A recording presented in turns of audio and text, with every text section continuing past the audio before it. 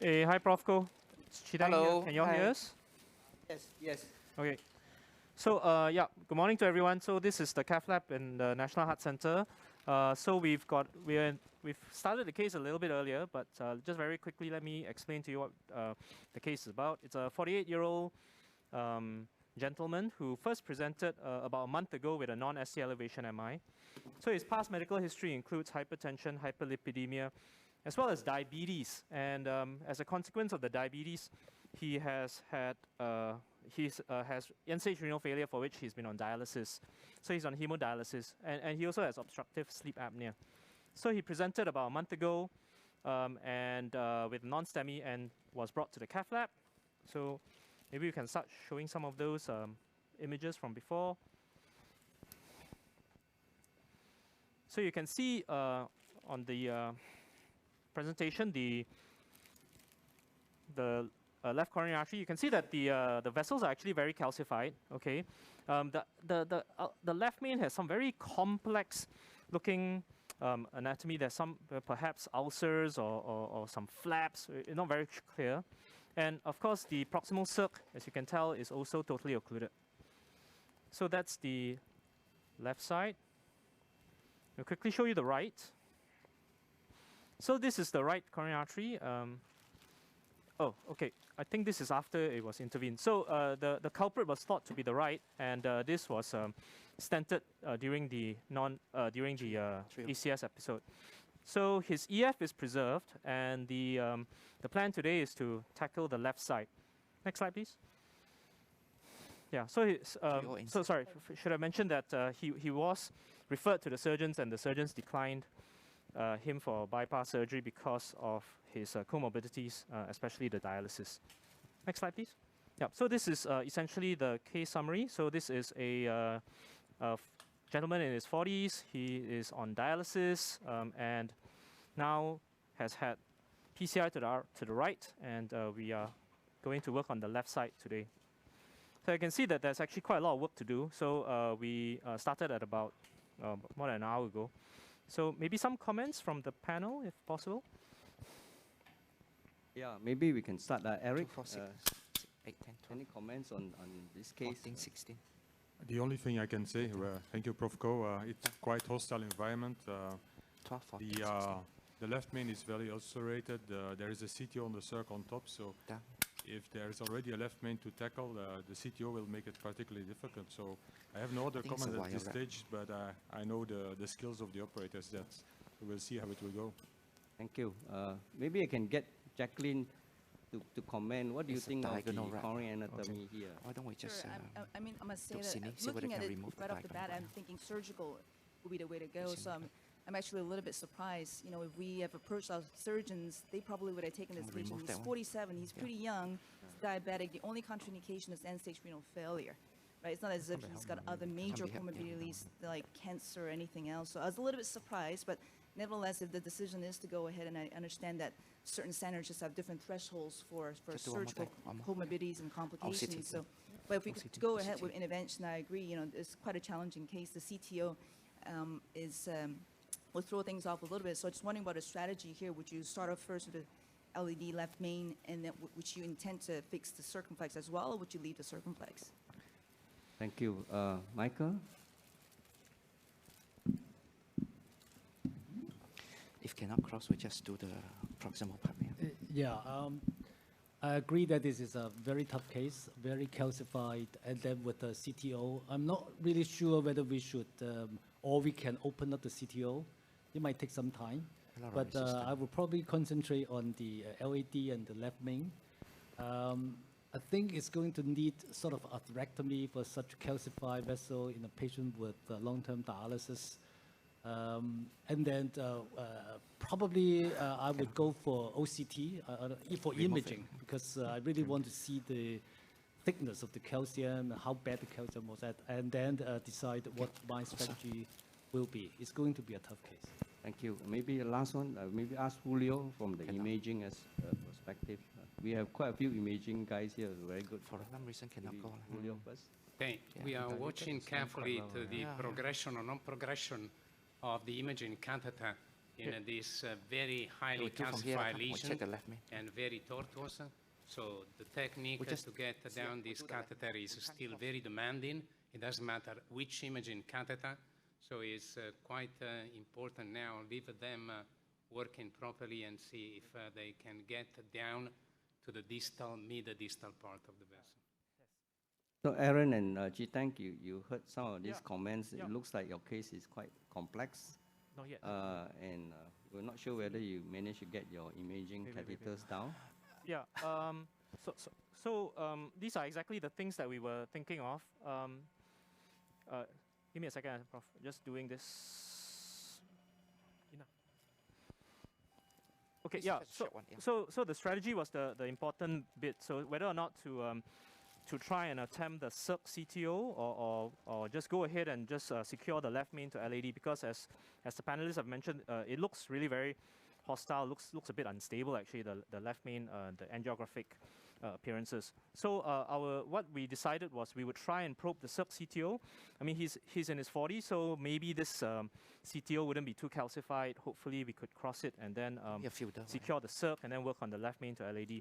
So that was the initial strategy. So maybe we can show you what we did.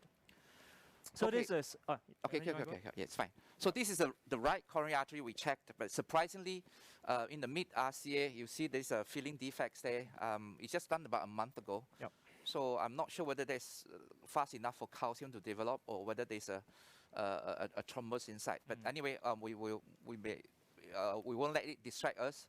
But the lumen is fine. Yeah, the flow is good. And collaterals. Yeah, and also there is a pretty good collaterals from the RCA. You see the two branches coming down here.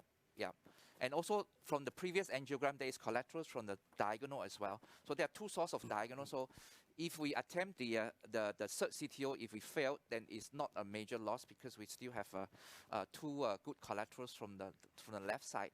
And this is an angiogram. The circ, the CTO looks quite long actually, and the circ is a bit tortuous. So the exact path is not that well known.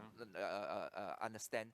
So we just give it a try with a soft wire to probe to see whether it will go through. So you see that there's a collaterals from the diagonal to the OM, but it's very faint now because the RCA now collaterals better. So we wire the LED first, and initially we want to do an OCT, but the OCT couldn't cross the lesion, so we concentrate on the circ, and then the microcatheter inject. Couldn't see any track, so we tried using a Filter XTA, Gaia, and then Ultimo 3, Bro 3, and it couldn't cross the lesion. It got stuck at one area. It looks like a bit quite calcified, that segment there. If you see the angio moving, there's calcium there. So we thought we since we have very good collaterals, we're going to leave the circ alone. Maybe come back another time for either antegrade or retrograde attempt. So because the left main looks very ulcerated and very what we call like a ruptured plaque in the LED. Very scary actually. Yeah. Very scary. So we're going to do the LED first and then maybe come back for the circ. Yeah. So this is the try for the circ. So we give out on the circ. Maybe delay it for another day. Not give up. Yeah. Yep. So this is the dilatation of the show the other view. Yeah, of the LED, because the OCT can't cross. So it's very tight lesion there, but with a bit of dilatation, it sort of gave a bit. Gave a bit, and then the OCT. So Chee can show the OCT. Yeah. Okay, so if we can switch to the OCT.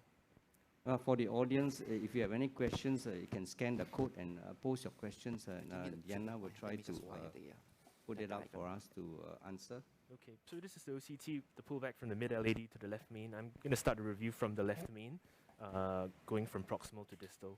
So the pullback ends somewhere in the middle of the left main. It's a it's a long vessel, so the pullback didn't reach the OCT, didn't reach the guide catheter.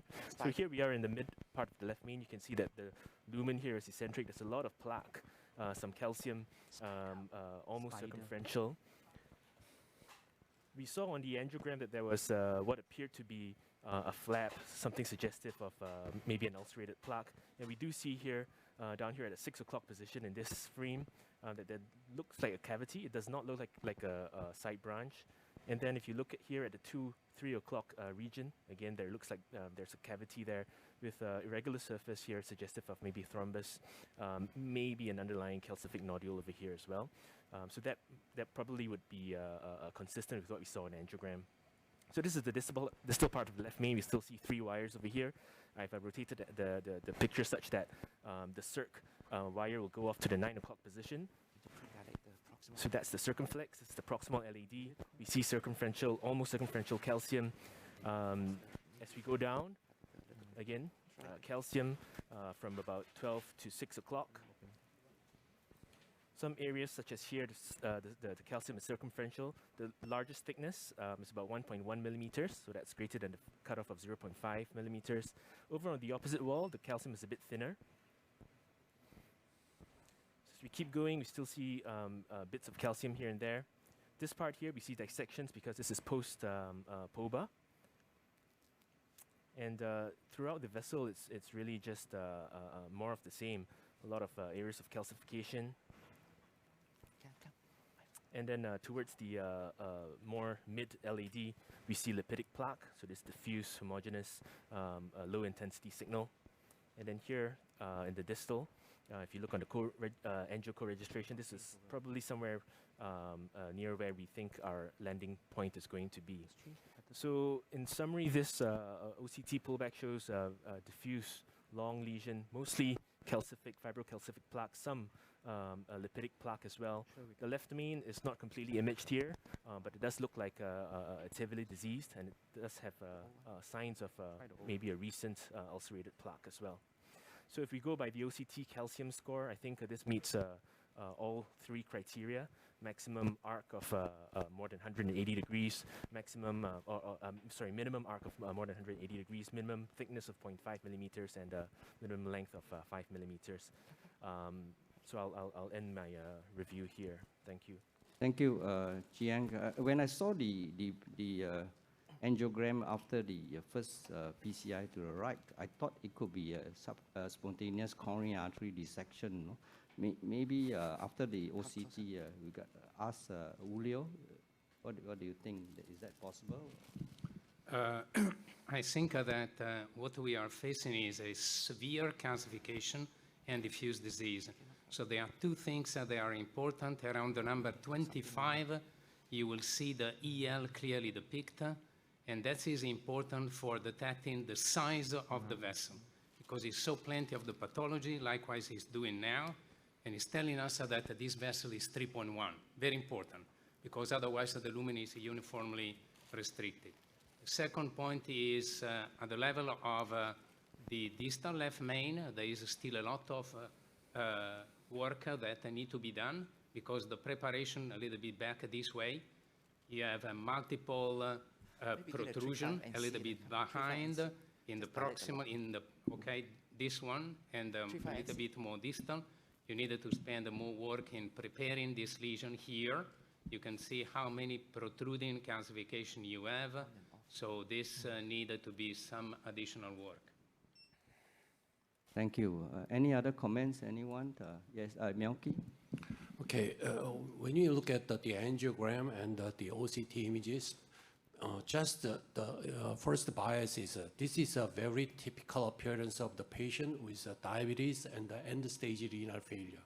So particularly in the angiographic appearance, there is a lot of calcium in the left main and the proximal LAD. However, in the OCT images clearly show that the calcified plaque was distributed, the whole plaque is one of the clinical features. So anyhow, before the angiogram and the OCT images, we clearly have some bias fixed this kind of patient who have diabetes and end-stage renal failure. And the second one is as Dr. Guagumi is commented that just the simple use of the OCT images, when we have the OCT examination, the next step, how do we prepare this lesion for the more the optimal stent expansion because there is a lot of calcium. We just dilate it, is maybe the suboptimal result is highly expected. So how do we prepare to overcome such kind of the calcified lesion? That's basically the question I wanted to ask to the panelists. How are you going to, we have all this technology for calcified lesions, so I wonder what the panelists would propose here. Another 3-5. Yeah, Tang. Yes, this is a very typical finding in patients with chronic kidney disease where the patient has massive calcifications. And of course, we have the two options in using imaging. Imaging modality is, has to be used like IFUS or OCT. In this particular case, they're using OCT. And usually, if we use imaging, then we need to calculate the calcium score. If the calcium score is 3 or more, then usually we incline to do ablation, atherectomy. So in this particular case, based on OCT findings, the CVI, calcium volume index, is 4. So if I were the operator, I would just prepare the lesion with small balloon and then do ablations. And considering that the vessel is big, I would use orbital atherectomy instead of rota. Why don't I use a bigger balloon or IVL also? Because the lesion is long, and I don't want to have dissection before I embark on doing atherectomy. So one question would be about IVL, which is now quite popular, at least in Europe. But how do you handle IVL in a tapering vessel like the LED? The IVL catheter would pass probably because the OCT can pass, but you would have to use different sized balloons to tackle that. So any one of the panelists have an idea about the role or the non-role of IVL in this case? Stop. Yeah, Kwan-Lee? I think obviously the need for multiple IVL balloons is problematic from a cost perspective. In the United States, they have $5,000 per balloon, and I'm sure the price point is about the same here. The real question is, can you afford to use a single balloon and then pull it all the way back? There is a tapering size, so that's not really an option. If you were to pull back, how many pulses do you deliver? Can you do 20, 20, 20, or do you do 40, 40? So I think that limits your ability to use IVL under these circumstances. The issue here is that it looks like they've gone ahead and deployed a stent in the mid-LED already, which makes it very hard for us to rotablate the proximal section unless you really make a concerted effort to stay away from the stent. So, you know, I suppose now that you've already done the mid-LED, IVLing the proximal segment becomes a little bit more appealing because the length is not as bad and the size discrepancy is not as bad. Maybe you can get back to the lab and ask Aaron and Chee. Yeah, so what we did is after the OCT, we use higher pressure balloon, 2.5. As you can see, let me just show you. That calcified part actually cracked with the high pressure inflation. And then we 2.5. And then proximally, we use a 3.0 NC balloon to inflate. And then we implanted, because the OCT sizing is 2.25 to 2.5, so we use a 2.25 38 for the distal part, just distal to the diagonal. And the stent cross, not an issue. We place it just before the one of the small diagonal. And we post-dilated. We measure the length for the next what we call next stent, but looks like may need to be slightly more than 38. So anyway, we're going to use an OCT to guide us. So this is post-dilate with the 2.5. It looks like the balloon is quite well dilated. We can confirm that with the OCT later on. And then the proximal part. So we have after that we have problem with crossing with the OCT catheter, most likely due to the quite severe calcification in the distal left main. So initially I thought was the wire wrapping, so we removed the circ wire and then as well as the diagonal wire, but we still couldn't get the catheter down. So we post-dilated with pre-dilated with a 3.5 NC balloon in the left main, and then the catheter did manage to go down just cross to the inside the stent. We're going to just check the left main lesions. So Chee, yeah. Okay, so if we switch back to OCT. You want any tips or tricks to manipulate this OCT catheter down? I think sometimes I may use a body wire, and the other thing is sometimes if you have some catheter, sometimes or what you call dysfunction, you may use a new catheter. But I think it's important that for very calcified lesions, I think that whenever you do any balloon or any arteriotomy, it's important to check the result before you stent, because I think the critical question is whether you crack the calcium, because that will alter the vascular compliance and allow your stent to be well expanded. So I think that part, I will be keen to get an imaging before I stent. I think it's always when you cannot cross, there are two issues, or it's the remaining calcium, or it's the device hitting the stent. And the idea of the body wire is quite nice. So we often use a quite rigid, solid support wire and a softer wire. And this rigid wire keeps the whole system in place. The soft wire enables you to really track and not to hit the calcium of the stent. Works often quite well. Another trick to introduce the OCT catheter in counter resistance, and we can use a guide liner. The length is about 40. Guide extension catheter. In my hospital, we have a special guide liner, guide extension catheter with 4 side holes. And this is the tip is the catheter is hydrophilic coated and very flexible. It is non-traumatic, so we can avoid the razor effect. So while advancing the guide extension catheter, it is very important to have balloon at the proximal end of the guide liner in order to protect the vessel from getting the razor effect and induce more dissection. Maybe. But you got to be edge to edge. So can you show us the OCT image? Okay, all right. So this is the OCT mainly of the proximal LAD and left main. 3538. So yeah, so again, starting from proximal, so this is the left main, more proximal in the left main. We see a larger lumen over here, some plaque, but not too bad, I guess, at this point. As we get to the middle part of the left main, we see the lumen gets a little bit smaller, a little bit of calcific plaque all around. I don't think this part was affected too much by the ballooning. Don't see any dissections here.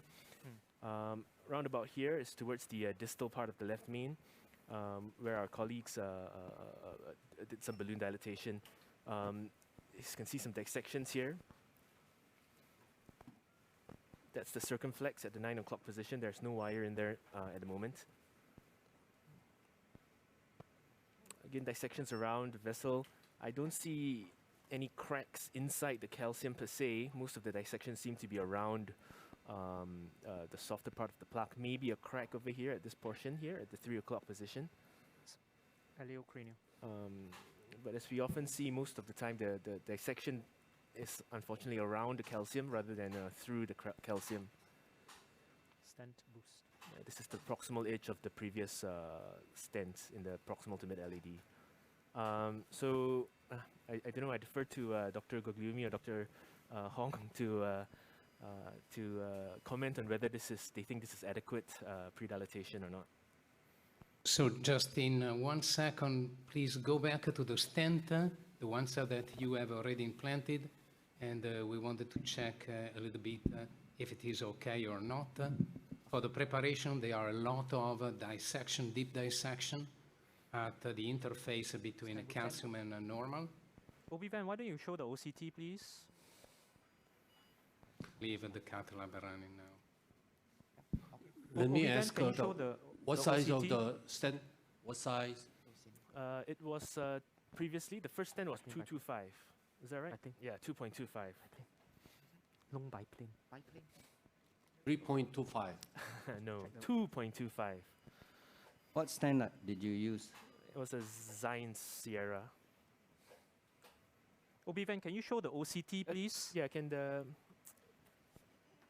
can we see the OCT? Can the audience see the OCT, please?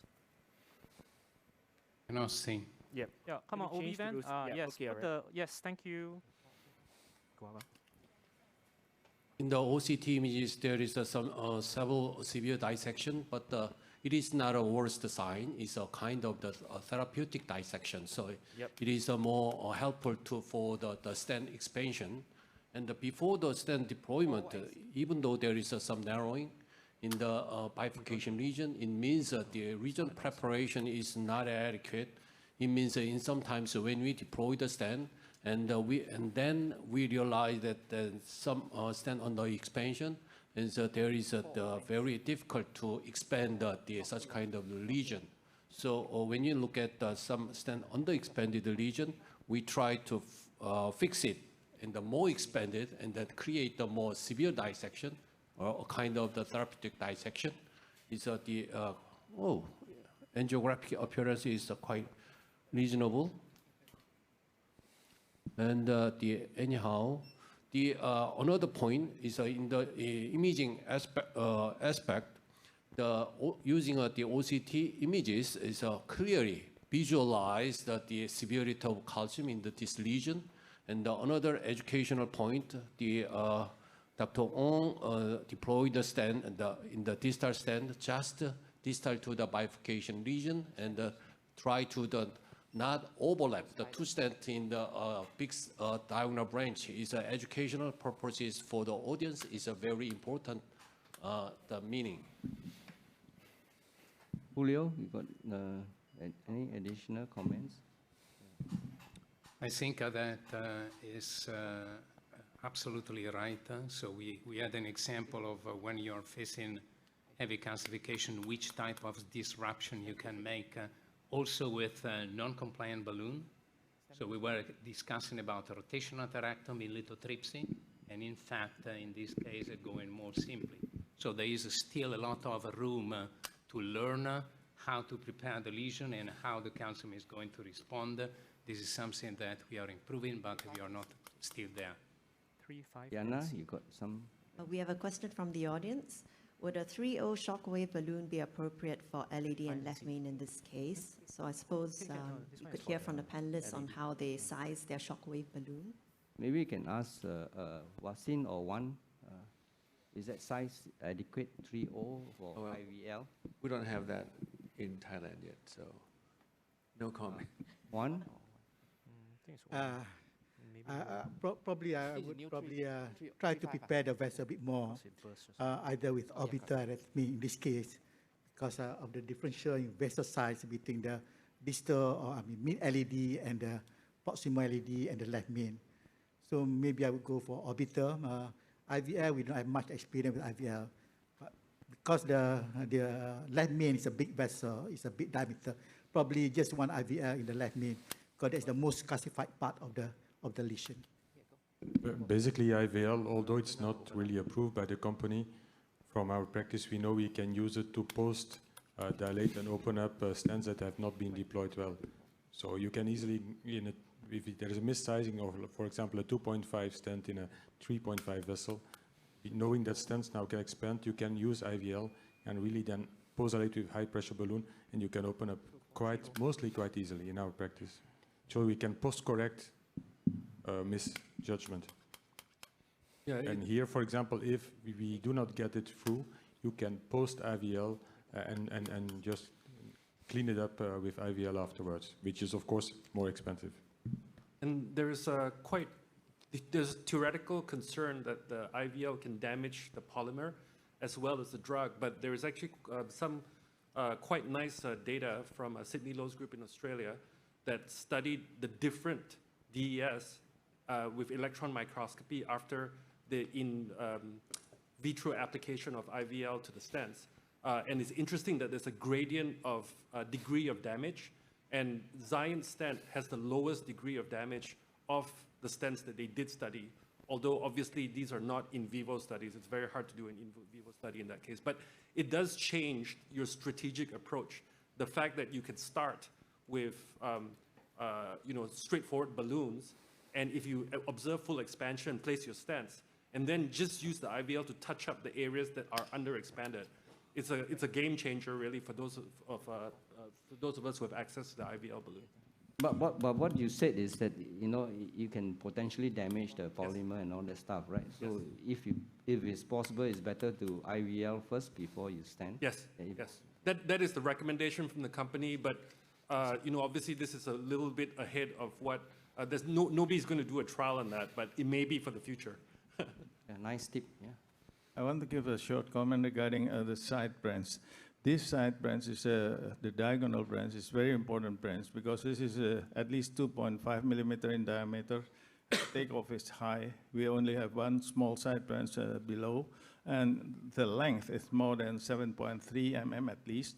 And so this is very important side branch. We cannot afford losing it.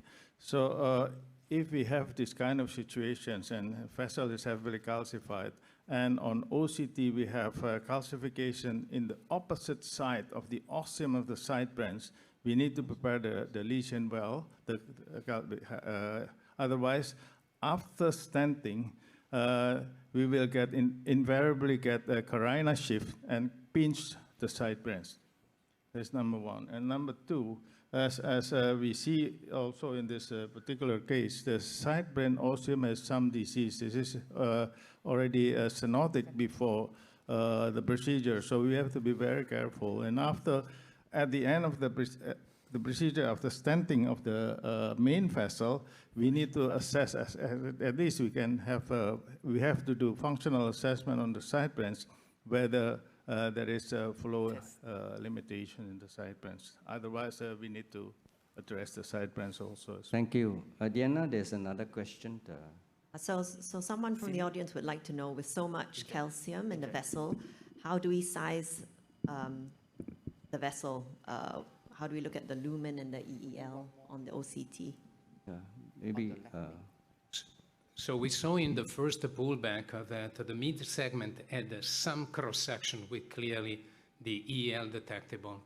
And because you have diffuse disease, the lumen seems to be clearly more reduced, and the EL was 316. And so normally you are downsized 0.25, so 3.0 can be also acceptable for the mid portion of the LED. Proximally, we needed to take some measurements, but they are just doing the pullback with after the stent implantation. It should be interesting to see and to have a look.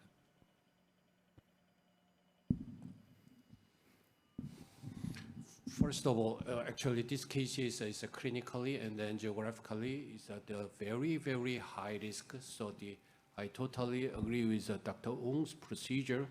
Actually, the procedure itself is quite successful. So the next step is the angiographically is quite reasonable, and then everybody say that you did a good job. But the next time we have to decide that the stent optimization by the OCT is really achieved or not. That is the next step we have to follow. Yep.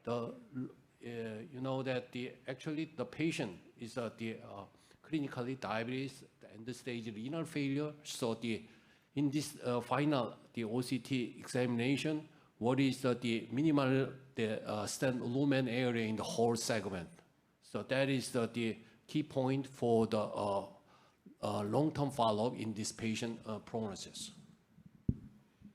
Okay. Thank you for all the comment. So while you were discussing, we sort of proceed to do the stenting of to put in the second stent. So we measured the size and the length of the lesion. So it's about 40, but we thought that the ostial left main is not that disease, so we're going to spare the ostial left main. So we use a 38, 35, 38. I'm not sure whether I can see the stem boost, but the overlap is just the marker is just at the end of the stent, proximal part of the stent. So we deployed the stent and then pot with the 4.0 NC balloon in the left main, and then 3.5 proximal LAD, and then distal to it we use a 3.0 NC balloon to go really high pressure. So and then we did the 2 OCT because it's not long enough for one run. So Chee, yeah. So run the wire the diagonal. Okay, all right. So this is the OCT pullback from the cut a new wire. More distal part. So we'll go from distal to proximal this time. So here's the distal landing zone. Yep, there's looks quite okay. There's no distal edge dissection. All right, so the OCT system gives us this automatic expansion kind of profile. Obviously, sometimes it's not completely accurate, and then you have to confirm it by looking at the cross-section. So just scanning through the stented segment, to me, it looks okay. There's an area here which the software has identified as being the an area that is giving expansion of only 46%. I think this area is this. Just at the bend in the LED, but I don't know. I think this is okay. It could just be that the proximal reference is so large because it encompasses the left main.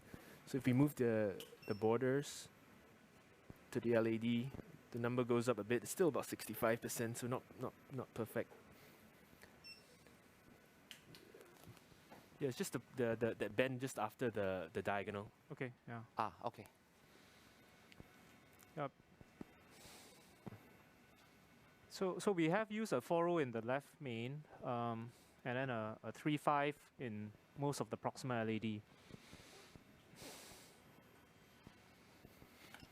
So if you look at the angiogram of the final, let me see. Use the OCT one. Use the OCT one. OCT one. Sorry, OCT picture. Yeah. So do you think anybody want to post-dilate more of that bend, or talking about the diagonal branch that Dr. Santoso talked about? Do we need to do a kiss? Because on the spider view, it looks like the ostium is a bit pinched here. Wasin, your comment, do you need to intervene on the diagonal or not? I personally would not. If we could get the wire out safely, that would be good enough, because he's been aggressively post-dilated so many times, and it's a long trapped segment of this side branch wire. I would probably try to optimize the LED left main stent, and if the diagonals still have decent flow, I would leave it. Right, thanks.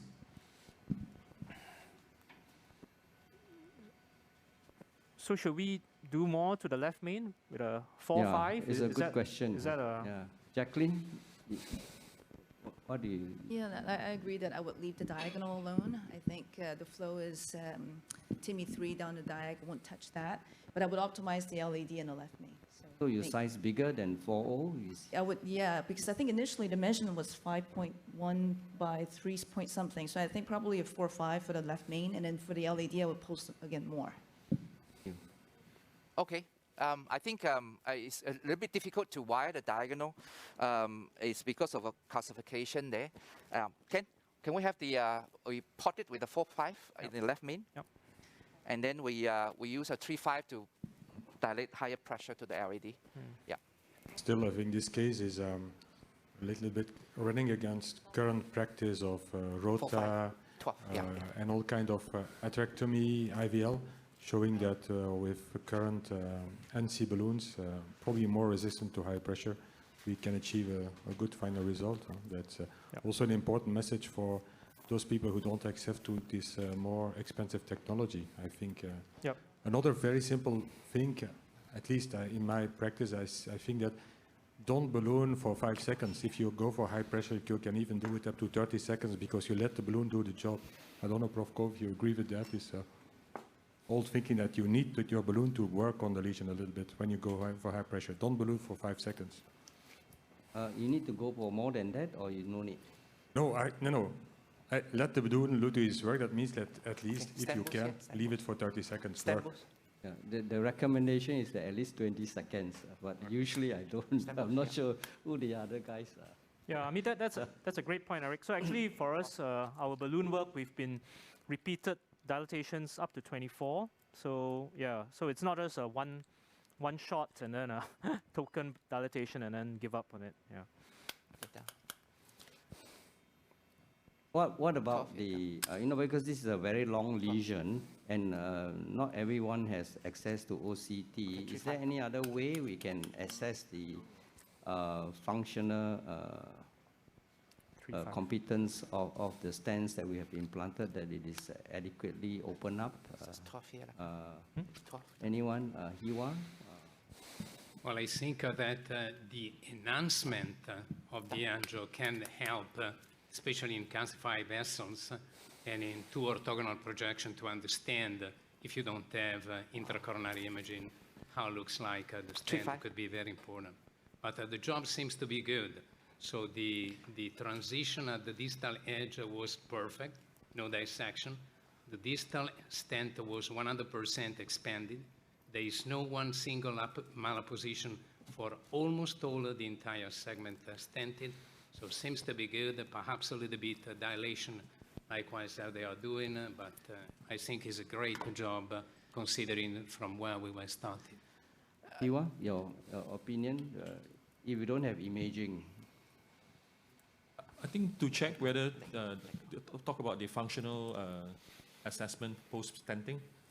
Yeah. I think in our lab, sometimes we use the QFR to assess, so basically QFR is a angio-derived based FFR. I think there is a Hawkeye study that shows that if you have achieved a QFR more than 0.89, is associated with less ischemic events in the long term.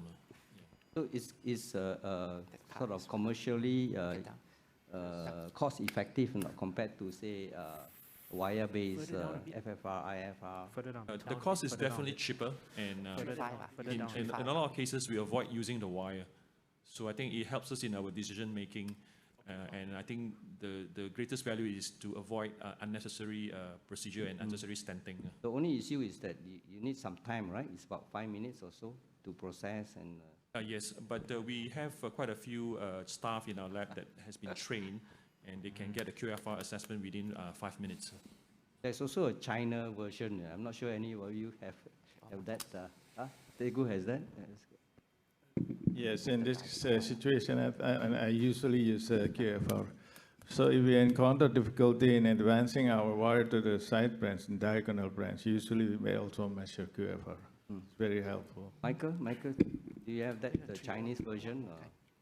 We don't, but I have had the chance to use the QFR from one of the Chinese companies. And they look very promising, but we don't have it in our lab yet. They've got good data, I think, right? They've done good studies. Aaron, back to you. We have like 5 minutes of live transmission time left before we go for the lecture. Yeah. So we listen to the advice from the panel. We post-dilate the left main with 12.5, and then 3.5 went quite far down in the mid-LAD.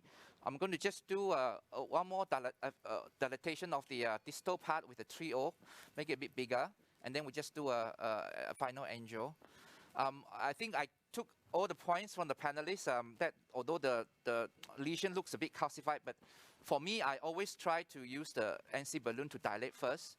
And then some of the lesion, even though it's concentric, sometimes it's very thin and shallow, so it can be open with the NC balloon actually. So save us sort of doing atherectomy and then risk of no reflow and some complication. So nowadays with this OPN and other high pressure balloon, I mean, it makes pre-dilatation actually quite sometimes quite adequate. But one point is that for severe calcified lesion and calcified nodules, I think sometimes we cannot get a perfect result. So we have to sort of accept a bit of residual lesion and imbalance with the high pressure balloon causing perforation and that more harm to the patient. Can we do a cine? Yana, another question? Is that correct? I think we've kind of answered some of them during our discussion. Perhaps one that can be addressed is if the DCB will be an option to treat the diagonal branch. Okay. One, you're the DCB expert, so. I think we depend on the strategy. It's a very complex case. You have to remember that it's an end-stage renal failure on dialysis. So it may not able to tolerate very long procedures and so many work to be done. So you have to start. You have to decide early on your strategy whether you want to do a complete reverse and attempt the CTO, which is very challenging, and whether you want to do LED, the diagonal at the same time now.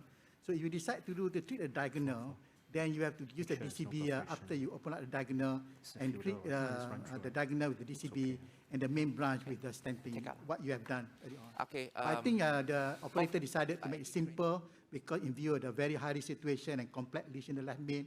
So I think it's a fair approach and you can obtain very good results. Yeah. Maybe a very short comment on the OPN balloon. I heard Aaron talk about it. Be careful, the Sion family is very popular everywhere. Sion blue wire is not compatible with OPN balloon. If you inflate to more than 30 atmosphere, you will not be able to pull out the balloon because it will get stuck on the wire. So it's only compatible with other wires. My concern with this very calcified and nodular lesion, you go with an NC balloon or OPN balloon high pressure, then the risk of perforation will be quite high. And then in this situation, I mean, in patient with end-stage renal failure on dialysis, you got perforation, then maybe very, very high risk to the patient. Some sort of dissection. Okay, Aaron, I think we only have like 1 minute or so. Maybe you could summarize, you and Tang, about what you have done and what are the learning lessons that we can glean from here. So this patient is a very young patient with end-stage renal failure, came in with a non-STEMI. The culprit could be left main, but in order to do the left main bifurcation stenting, I think most of us will do the right side first in order to make it safer, and the right side also a bit hazy as well, could be the culprit as well. So for this patient, because we think that left main also very unstable looking at the angiogram, so we elected to for the difficult lesion for the circumflex, because of in view of the difficult high complex low success rate, so we decided to leave it alone, maybe come back another time for reattempt for the circumflex. And like you said, I mean, this is the LED is probably the main thing that actually will improve his outcome. And for patient with severe calcification, I always encourage to try the NC balloon first. If it really cannot crack, then maybe I would not reluctant to use a atherectomy device for better outcome. Tang, yeah. I mean, those are all the points that I think you want to emphasize. So, you know, we're always prepared to do some further adjunctive atherectomy type maneuvers, but you know, really testing with a non-compliant balloon really, you know, has you know, in this case gave us such a good angiographic result, even though the OCT implied that perhaps we would need further things. So I think sometimes you know, we can be also surprised by what the balloon can achieve. Yeah. Thank you very much. I think we have to close. Congratulations, excellent case. Yeah. Okay, I think we have to quickly move over to the next session, but before I do that, I'd like to thank all the panels for their excellent contributions.